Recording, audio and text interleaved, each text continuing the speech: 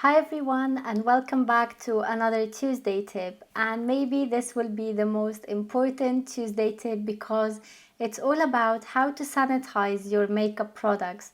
Now with lipsticks or anything that is cream, it's not really a big problem because you can just spray any type of alcohol and just wipe it out with a tissue.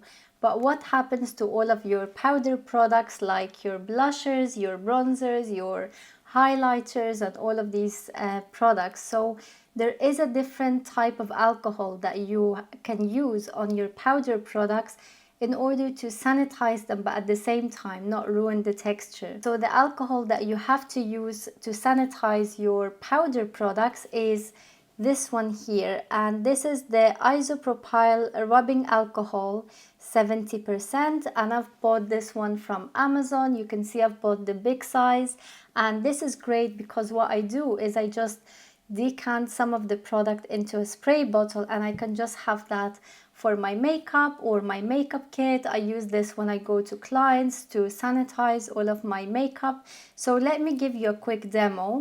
I've chosen some of my most expensive makeup just to show you that it's going to be absolutely fine. So you will want to spray the product not too close but a little bit distant, and just spray 2 spritz and leave it to dry, and this will make the product completely safe to use on the next person. Now I'll show you on another eyeshadow palette just so you can see.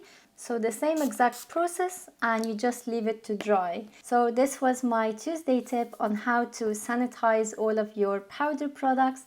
I hope that you liked it, and thank you so much again for watching. I'll see you next week.